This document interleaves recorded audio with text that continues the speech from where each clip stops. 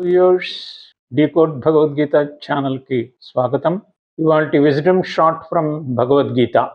ఇది మనసుకి సంబంధించింది. మనసు ఏకాగ్రతను కోల్పోతోంది. మైండ్ మన మాట వినడం లేదు. దాన్ని ఎలా కంట్రోల్ చేయాలి? మైండ్ యొక్క లక్షణం ఏమిటి అని అంటే, మనం ఒక పని మీద కాన్సన్ట్రేట్ చేస్తున్నప్పుడు వేరే ఆలోచనతోటి ఆ పని నుండి మనల్ని పక్కదారి పట్టిస్తుంది. అది పక్కతోవలోకి తీసుకెడుతుంది. అప్పుడు కాన్సన్ట్రేషన్ పోతుందన్నమాట. కాబట్టి అలాగా పోకుండా ఉండడానికి శ్రీకృష్ణ భగవానులు 6వ అధ్యాయములో ఒక శ్లోకాన్ని మైండ్ మేనేజ్మెంట్ మీద ఇచ్చారు. యతో యతో నిశ్చరతి మనశ్చంచలమస్థిరం తతస్తతౌ నియమ్యై తదాత్మన్యేవ వశం నయేత్. ఎక్కడెక్కడికి మనసు వెళుతుందో మనసుతో పాటు నువ్వు వెళ్ళకు. నీవు మనసు కాదు. You are not body and mind. Beyond that నీలో ఒక కాన్షియస్నెస్ ఉంది.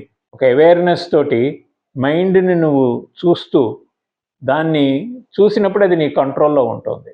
యతో యతో సంచరతి, అది ఎక్కడెక్కడికి వెళుతుందో అది గమనించి దాన్ని మళ్ళీ అక్కడి నుంచి తీసుకొచ్చి నీ మనస్సు, నీ బుద్ధిలో స్థిరముగా ప్రవేశపెట్టు అని చెప్తున్నారు అన్నమాట. ఈ టెక్నిక్ మనం ఉపయోగించవచ్చు.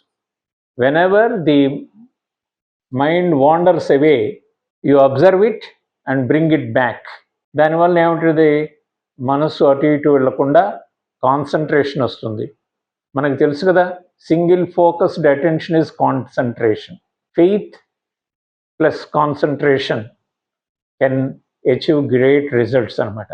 విద్యార్థి కానీ, గృహస్థు కానీ, యజమాని కానీ, ఎవరైనా కానీ, ఎనీ వాక్ ఆఫ్ లైఫ్, మనం మనసు పెట్టేటటువంటి ఇడుముల నుంచి బయటపడాలి అని అంటే మనసు మీద కంట్రోల్ మనం సాధించాలి.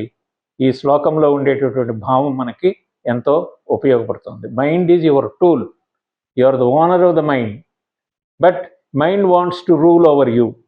Please take care of your mind.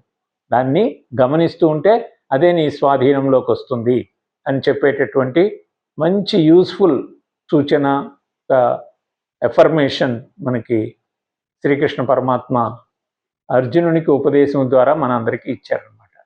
ఇలాంటి విజ్డమ్ షార్ట్స్తో మీ ముందుకు వస్తున్నాను. స్వస్తి.